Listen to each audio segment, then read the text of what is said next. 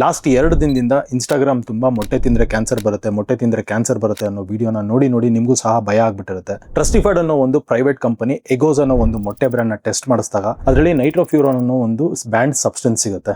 ಈ ನೈಟ್ರೋಫ್ಯೂರಾನ್ ಬರೀ ಇಂಡಿಯಾದಲ್ಲಿ ಅಷ್ಟೇ ಅಲ್ಲ, ಪ್ರಪಂಚದಲ್ಲಿ ಎಷ್ಟೋ ದೇಶಗಳಲ್ಲಿ ಬ್ಯಾನ್ ಆಗಿದೆ. ಯಾಕೆಂದ್ರೆ ಇದು ಒಂದು ಕಾರ್ಸಿನೋಜನ್, ಅಂದ್ರೆ ಇದರಿಂದ ಕ್ಯಾನ್ಸರ್ ಆಗಬಹುದು ಅಂತ. ಕೋಳಿಗಳಲ್ಲಿ ಯಾವುದೇ ಇನ್ಫೆಕ್ಷನ್ ಆಗದೆ ಇರಲಿ ಅಂತ ಈ ಡ್ರಗ್ ನ ಯೂಸ್ ಮಾಡ್ತಾರೆ. ಅದರ ರೆಸಿಡ್ಯೂ ಅದರ ಮೊಟ್ಟೆ ಮುಖಾಂತರ ನಮ್ಮನ್ನು ಸೇರುತ್ತೆ. ಹಾಗಿದ್ರೆ ಮೊಟ್ಟೆ ತಿನ್ಬೇಕಾ ತಿನ್ಬಾರ್ದಾ? ತಿನ್ನೋದಿತ್ತು ಅಂದ್ರೂ ಯಾವ ಬ್ರ್ಯಾಂಡ್ ನ ತಿನ್ಬೇಕು, ಯಾವ ಬ್ರ್ಯಾಂಡ್ ನ ತಿನ್ಬಾರ್ದು, ಮತ್ತೆ ಅದನ್ನ ಟೆಸ್ಟ್ ಮಾಡೋದು ಹೇಗೆ? ಯಾವುದೇ ಬ್ರ್ಯಾಂಡ್ ಅವ್ರ ಕೋಳಿಗಳು ಅಥವಾ ಮೊಟ್ಟೆಗಳನ್ನ ಅವರೇ ಬೆಳೀತಾ ಇರಲ್ಲ.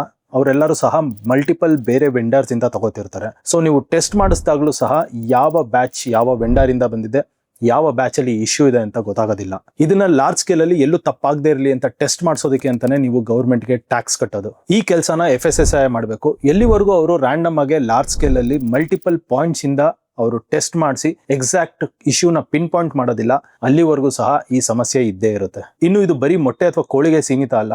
ಬೆಂಗಳೂರಿಗೆ ಬರುವಂತ ತರಕಾರಿ ಸೊಪ್ನಲ್ಲೂ ಸಹ ಎಷ್ಟೊಂದು ಸಲ ಹೆವಿ ಮೆಟಲ್ಸ್ ಪತ್ತೆ ಆಗಿದೆ. ಆದ್ರೆ ಆ ಇಶ್ಯೂ ಹೊರಗೆ ಬಂದ ಮೇಲೆ ಅದೇನಾಯ್ತು ಯಾರಿಗೂ ಗೊತ್ತಿಲ್ಲ.